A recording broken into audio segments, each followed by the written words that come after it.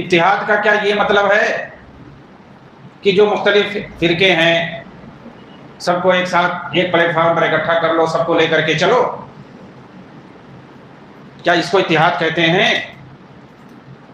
کہ جو جس طریقے عقیدہ رکھتا ہو، جس طرح سے اس کی فکر ہو، وہ اپنے فکر پر قائم رہے، اپنے عقیدے پہ قائم رہے، خواہ اس کی فکر، اس کا عقیدہ باطل ہی کیوں نہ ہو، غلط ہی کیوں نہ ہو، توحید کے خلاف ہی کیوں نہ ہو، شرک اور گمراہی پر مبنی ہو، تو کیسا ہی کیوں نہ ہو، سب کو ایک ساتھ لے چلنے کا نام کیا یہ اتحاد ہے؟ اس کو اتحاد نہیں کہتے۔ سب کو ایک ساتھ ان کے مختلف افکار کے باوجود، ان کے تمام باطل افکار کے باوجود سب کو ایک پلیٹ فارم پر جمع کرنا اور سب کو ایک ساتھ میں لے کر چلنے کو کیا کہتے ہیں؟ سیاست کہتے ہیں۔ یہ دنیاوی سیاست میں ہوتا ہے اور یہ ممکن ہے، گرچہ لوگوں کے افکار الگ ہوں، نظریات الگ ہوں، حتیٰ کہ دین اور دھرم بھی الگ ہو، دنیاوی سیاسی پلیٹ فارم پر ایک ساتھ مل سکتے ہیں، دنیاوی اغراض اور مقاصد کے خاطر ایک ساتھ مل سکتے ہیں، کسی ایک ایجنڈے پر، کسی ایک مقصد کے لیے، کسی بھی دنیاوی کام کے لیے ہم مل سکتے ہیں، ایک ساتھ متحد ہو سکتے ہیں۔ آپ دیکھیں اللہ کے رسول صلی اللہ علیہ وسلم نے فرمایا ہے حلف الفضول کے بارے میں کہ حلف الفضول یہ دراصل دور جاہلیت میں مکہ کے اندر پیش آیا تھا۔ وہاں پر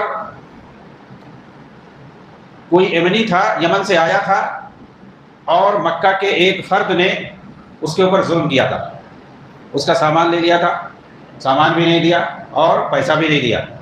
وہ آدمی پورے مکہ میں تمام قبائل کے سرداروں کے پاس چکر لگایا، گھوم پھر کر کے، کسی نے اس کا ساتھ نہیں دیا۔ خانہ کعبہ کے پاس اس نے آ کر کے چیخ کر کے سب کو پکارا، تو مکہ کے کچھ لوگ تھے جو سردار تھے، مکہ کے کچھ لوگ، وہ لوگ اکٹھا ہوئے اور ان لوگوں نے کہا کہ اس طرح سے باہر سے ایک آدمی آیا ہے، وہ اجنبی ہے، اور مکہ میں وہاں پر تمام عرب سے لوگ آتے تھے، عمرہ کرنے آتے تھے، حج کرنے آتے تھے۔ یہ عمرہ اور حج دور جاہلیت سے چلا آ رہا ہے۔ خانہ کعبہ کے پاس آتے تھے لوگ، اور تجارت کے غرض سے بھی وہاں لوگ آتے تھے پوری دنیا سے مکہ کے اندر۔ تو اس طریقے سے ہم لوگوں کی بڑی بے عزتی ہوگی، تو ان لوگوں نے مشورہ کیا اور سب مل کر کے اس آدمی کے پاس گئے، اس مکی کے پاس گئے جس نے اس کا پیسہ لے لیا تھا، اس کا سامان بھی لے لیا تھا اور پیسہ بھی نہیں دے رہا تھا۔ اس کے پاس گئے اور اس کا پیسہ واپس دلائے، اور ان لوگوں نے ایک میٹنگ کیا عبداللہ ابن جدعان کے گھر میں۔ یہ قبیلے بنو تیم سے تھا، اور اسی قبیلے سے حضرت ابو بکر صدیق رضی اللہ تعالیٰ عنہ کا تعلق ہے، ابو بکر التیمی۔ تو عبداللہ ابن جدعان کے بارے میں آتا ہے کہ وہ بہت اچھا کام کرتا تھا، لوگوں کی بڑی مدد کرتا تھا۔ حضرت عائشہ نے ایک بار پوچھا بھی اللہ کے نبی سے، کیونکہ اور وہ دور جاہلیت میں وہ مر گیا آدمی، حضرت عائشہ رضی اللہ تعالیٰ عنہ کے خاندان سے تھا، پوچھا کہ عبداللہ ابن جدعان کے بارے میں کیا ہوگا، یعنی آخرت میں اس کا کیا حال ہوگا، کیونکہ وہ بڑے نیک تھے، بہت اچھا کام کرتے تھے، ایسا اور ایسا۔ انہی کے گھر میں میٹنگ ہوئی تھی، حلف الفضول سے جو مشہور ہے جو میٹنگ، اور معاہدہ ہوا تھا کہ کوئی بھی مکہ میں اگر آئے گا باہر سے، اس کے اوپر کوئی ظلم نہیں کر سکتا ہے، کوئی ستا نہیں سکتا۔ اگر کوئی ستائے گا، کوئی ظلم کرے گا، تو ہم سب مل کر کے اس کا ساتھ دیں گے، اور کوئی بھی اگر کسی کا پیسہ لے لے گا تو اسے واپس دلائیں گے۔ ان لوگوں نے معاہدہ کیا ہوا عبداللہ ابن جدعان کے گھر میں، اور عبداللہ ابن جدعان ہی نے سب کو بلایا تھا۔ حضرت عائشہ نے انہی کے بارے میں پوچھا، تو اللہ کے رسول نے فرمایا لم یقل یوما رب اغفر لی، انہوں نے کبھی یہ نہیں کہا کہ میرے رب مجھے معاف کر دے، اشارہ تھا کہ وہ ایمان نہیں لائے تھے، اللہ تعالیٰ کو انہوں نے کبھی بھی خالص کر کے نہیں پکارا۔ تو کیسے جو ہے ان کا کیا ہوگا، نہ توحید پر وہ مرے ہیں اور نہ ہی رب کو کبھی انہوں نے پکارا ہے۔ یہاں کہنے کا مقصد یہ ہے کہ حلف الفضول جو کہ ایک معاہدہ ہوا تھا دور جاہلیت میں، اللہ کے رسول صلی اللہ علیہ وسلم نے فرمایا آپ بھی اس میں شریک ہوئے تھے، اس معاہدے میں آپ بھی شریک ہوئے تھے، اور اسلام نبوت کے بعد دور اسلام میں آپ نے یہ بات کہی تھی کہ اگر اس طرح کے معاہدے میں مجھے دوبارہ پھر بلایا جائے تو میں جاؤں گا. حالانکہ وہ معاہدہ کس کا تھا؟ کافروں کا تھا. مکہ کے کافروں نے آپس میں معاہدہ کیا تھا اور ایک اچھی چیز پر معاہدہ کیا تھا. انسانیت کی بھلائی کے لیے یہ معاہدہ تھا کہ کسی پر ظلم نہ ہو، ظلم کے خلاف یہ معاہدہ تھا. تو اگر کہیں بھی مثال کے طور پر دہشت گردی کے خلاف کوئی معاہدہ ہو عالمی پیمانے پر، اس میں کوئی بھی ہو، کسی بھی دین دھرم کا کوئی ہو، ظلم کے خلاف اگر کوئی میٹنگ ہو، کوئی معاہدہ ہو، یا انسانی بھلائی کے لیے، انسانی فلاح و بہبود کے لیے اگر کوئی میٹنگ ہو، کوئی معاہدہ ہو، دنیاوی اغراض و مقاصد کے لیے اگر کوئی کام ہو، اس کے لیے کوئی معاہدہ ہو، کوئی میٹنگ ہو، کوئی متحدہ پلیٹ فارم ہو اور کوئی یونٹی ہو، کوئی اتحاد بنایا جا رہا ہو انسانوں کی بھلائی کے لیے، تو ایسی صورت میں اس میں شریک ہو سکتے ہیں اور اس طرح سے اتحاد کر سکتے ہیں. اس کے اندر ہمیں عقیدہ دیکھنے کی ضرورت نہیں ہے، دین دھرم دیکھنے کی ضرورت نہیں ہے. دنیاوی مقاصد کے لیے اگر اس طرح کے کوئی اتحاد ہے تو اس میں کوئی حرج نہیں ہے. لیکن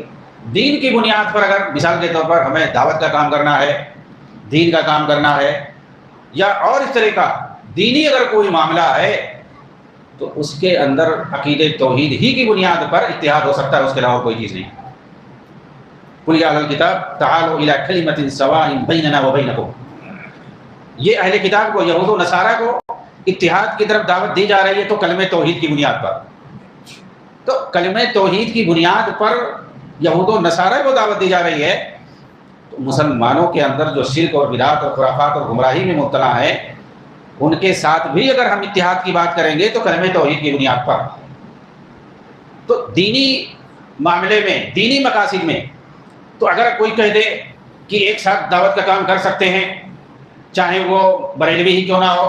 چاہے وہ جماعت اسلامی ہی کا کیوں نہ ہو، کیونکہ ان کے ایجنڈے الگ الگ ہیں سب، ان کے یہاں سب کچھ چلتا ہے، چاہے وہ تبلیغی ہی کیوں نہ ہو، کوئی بھی ہو، ہم جو ہے کوئی اچھا کام کرتا ہے، دین کا کام کرتا ہے تو اس کے ساتھ نہیں، ہم دیکھیں گے، ہم کسی کے ساتھ بھی اگر کوئی مل کر کے کام کریں گے تو ہم اس کے عقیدے کو دیکھیں گے کہ کیا وہ بدعتی ہے یا نہیں ہے، وہ گمراہی کا شکار ہے. کیوں؟ اس لیے کہ ہم اگر اس کے ساتھ کام کریں گے تو ہماری وجہ سے اس کو بھی لوگ اچھا سمجھیں گے اور بہت سارے لوگ اس کی جال میں پھنس جائیں گے اور اس کی بدعتوں میں وہ بھی پڑ جائیں گے. اس لیے دینی معاملہ اگر ہے تو اس کے اندر ہم سمجھوتا نہیں کر سکتے ہیں کسی بھی چیز کی بنیاد پر، کہ آدمی کا عقیدہ کیسا بھی ہو، اس کی فکر کیسی بھی ہو، اس کا ایجنڈا کچھ بھی ہو، ہم جو ہے اس کے ساتھ مل کر کے دین کا کام کرنا شروع کر دیں، یہ صحیح نہیں ہے. بلکہ اتحاد جو ہوگا وہ کلمہ توحید پر ہوگا